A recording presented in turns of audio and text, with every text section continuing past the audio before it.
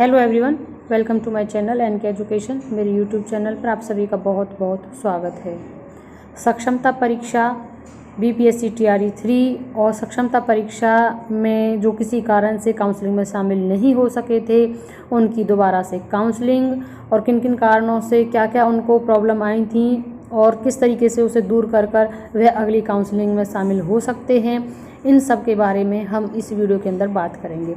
तो आइए जान लेते हैं। सक्षमता परीक्षा पास नियोजित शिक्षकों के लिए पहल की तैयारी की जा रही है। अगर आवंटित जिला पसंद नहीं है तो शिक्षक दे सकेंगे दूसरा विकल्प।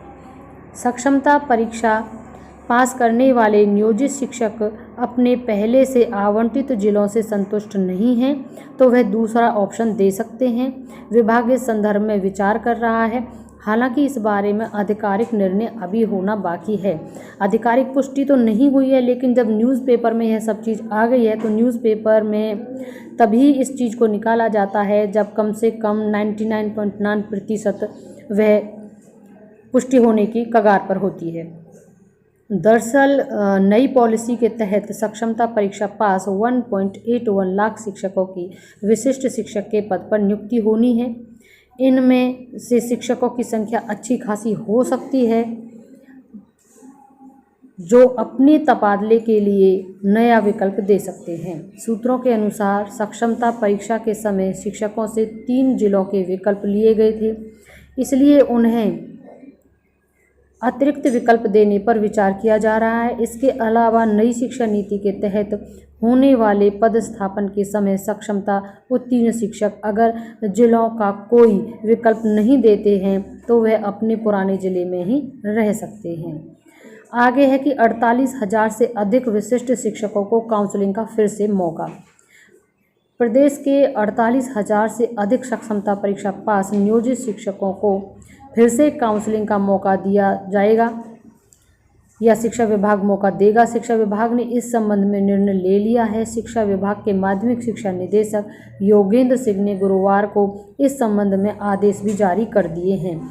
जानकारी के अनुसार सक्षमता परीक्षा उत्तीर्ण 1,87,000 शिक्षकों की काउंसलिंग होनी थी।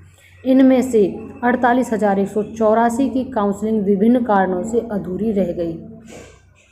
इनमें वे 3,366 अभ्यर्थी भी शामिल हैं जो उपस्थित ही नहीं हुए थे। इस संख्या में जो 48,184 है, इसमें 3,366 अभ्यर्थी निकाल दिए जाए जो कि परीक्षा में ही शामिल नहीं हुए थे, तो ये पद तो आप उन्हें रिक्त ही मान लें।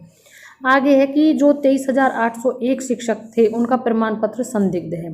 13 सितंबर तक जिन यहाँ पर है 1,73,527 अभ्यर्थियों की काउंसलिंग हुई, उनमें से 33,893 अभ्यर्थियों की काउंसलिंग सफलतापूर्वक नहीं हो सकी। इनके एक अथवा एक से अधिक प्रमाण पत्रों में कोई ना कोई कमी पाई गई।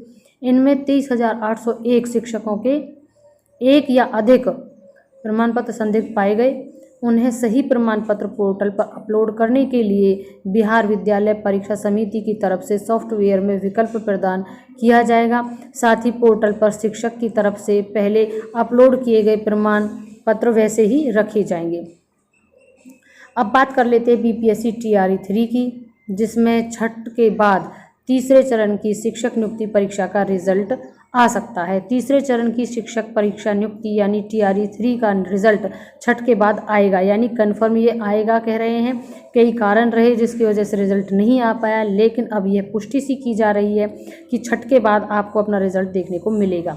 रिजल्ट में देरी की वजह सामान्य प्रशासन विभाग द्वारा आरक्षण रोस्टर क्लियर कर आयोग को भेजने में हो रहा विलंब है। मालूम हो कि इस परीक्षा का विज्ञापन राज्य सरकार द्वारा घोषित नई आरक्षण नीति के तहत निकाला था, जिसमें 65% आरक्षण का प्रावधान था। उसी के अनुरूप सामान्य प्रशासन विभाग ने बीपीएससी को रिक्तियां भेजी, लेकिन इस आरक्षण नीति के विरोध में कुछ लोगों द्वारा पटना हाई कोर्ट में याचिका दायर करने और हाई कोर्ट द्वारा सरकार की नई आरक्षण नीति को रद्द कर 50% की सीमा से अधिक इसे नहीं करने के फैसले के बाद राज्य सरकार ने फिर से 50% आरक्षण वाली पुरानी नीति को लागू करने का निर्णय लिया है, यानी 50% वाली आरक्षण नीति लागू होगी। इस रिजल्ट पर आपके।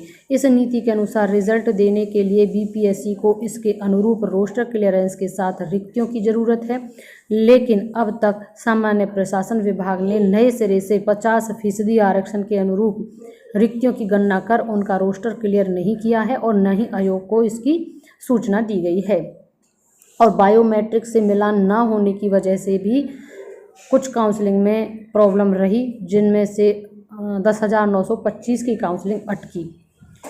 ये वो थे जिनका बायोमेट्रिक सत्यापित हुए, लेकिन उनके आधार का सत्यापन नहीं हो सका। दरअसल नाम, जन्म तिथि गलत लिखी हुई थी और इनको भी अब शिक्षा के आवेदन के आधार पर संबंधित जिला कार्यक्रम पदाधिकारी द्वारा संशोधित नाम, जन्म तिथि, आधार, मोबाइल नंबर को बिहार बोर्ड के पोर्टल पर अपलोड किया जाएगा दोबारा से। तो सतर्क रहें, जिनका भी इस तरीके से हुआ है विद इन टाइम अपना काम करा लें और बने रहें हमारे चैनल के साथ। नेक्स्ट अपडेट के लिए मिलते हैं, चाहे विशेष शिक्षक का हो या TRE 3 का, आपका BPSC से रिलेटेड हो, प्रत्येक अपडेट आपको हमारे चैनल पर मिलता रहेगा। Thank you and thanks for watching.